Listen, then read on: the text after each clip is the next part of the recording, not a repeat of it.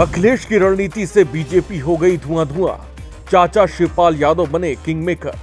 OP Rajbhar की लग गई कायदे से लंका। घोसी में चल गया अखिलेश का जादू। सपाइयों का जोश हो गया बेकाबू। हिट हो गया अखिलेश का पीडीए फार्मूला। 2024 से पहले बज गई खतरे की घंटी। मोदी योगी देखते रह गए। अखिलेश ने सारी बाजी पलट दी। चाचा शिवपाल ने दिखा दिए पुराने तेवर। समाजवादियों ने लहरा दिया जीत का परचम। सपा चीफ अखिलेश यादव ने ऐसा सियासी चक्रव्यूह रचा कि बीजेपी भी उसे तोड़ ना पाई। अखिलेश के दांव से लखनऊ से लेकर दिल्ली तक सियासी सुरमाओं की भी टेंशन बढ़ गई है। मोदी योगी टकटकी लगाए देखते रह गए। चाचा भतीजे की जोड़ी ने इतिहास रच दिया। जो काम बीजेपी की पूरी फौज न कर पाई, उसे अखिलेश के सिपाहियों ने पूरा कर दिखाया।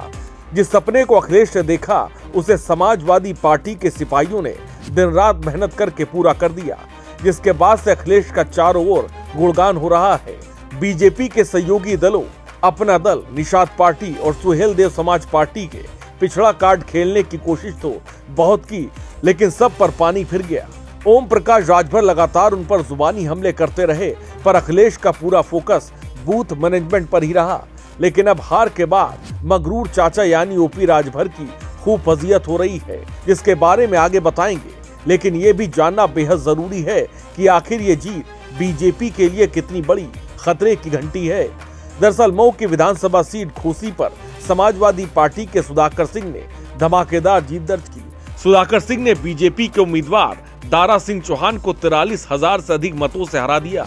जीत का फासला ये बताता है कि ये जीत उत्तर प्रदेश की राजनीति में क्या मायने रखती है, जहां बीजेपी के मुख्यमंत्री योगी आदित्यनाथ की सरकार है। घोसी में एनडीए और इंडिया गठबंधन की पार्टियों ने पूरी ताकत लगा दी थी।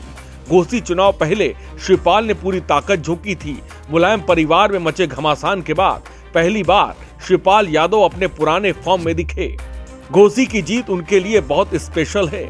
उम्मीदवार के चयन से लेकर चुनाव प्रचार और चुनावी रणनीति की कमान इस बार अखिलेश यादव ने अपने चाचा शिवपाल यादव को सौंप दी थी। अखिलेश का ये चाचा वाला दांव सुपरहिट रहा। बता दें कि इस बार जनता ने उस प्रत्याशी को हराया है जो हमेशा से दल बदलू रहा है।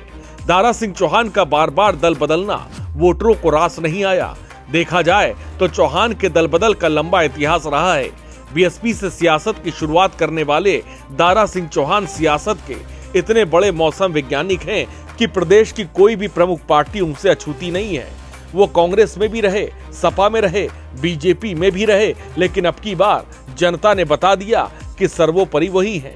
मऊ का घोसी उपचुनाव बीजेपी और एसपी का यूं कहें कि एनडीए और इंडिया के बीच प्रतिष्ठा की लड़ाई से कम नहीं था। अखिलेश यादव का पीडीए यानी पिछड़ा, दलित और अल्पसंख्यक फार्मूला काम कर गया। बीजेपी ने उपचुनाव में एड़ी चोटी का दम लगाया, मंत्रियों की फौज लगा रखी थी। एनडीए के सहयोगी ओपी राजभर और संजय निषाद की भी ताबड़तोड़ रैलियां कराई, लेकिन अखिलेश के पीडीए चक्रव्यूह को भेद पाना आसान नहीं था। एसपी चीफ ने इसे बीजेपी की राजनीतिक ही नहीं, नैतिक हार भी करार दिया।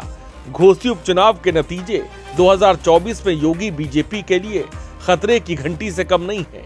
घोसी उपचुनाव में बीजेपी को ऐसे समय में झटका लगा है जब वो अगले साल होने वाले लोकसभा चुनाव के लिए कमर कस रही है।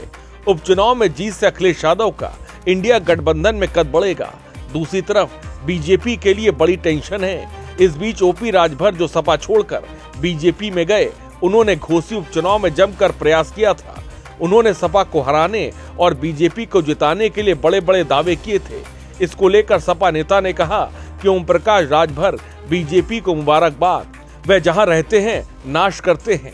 हमारे साथ रहे, हमारा भी नुकसान किया। फिलहाल सपा की जीत के बाद अब चाचा भतीजे के खूब चर्चे हो रहे हैं। इस जीत पर आपका क्या कुछ कहना है, कमेंट्स करके जरूर बताएं और वीडियो को ज्यादा से ज्यादा लाइक और शेयर करें।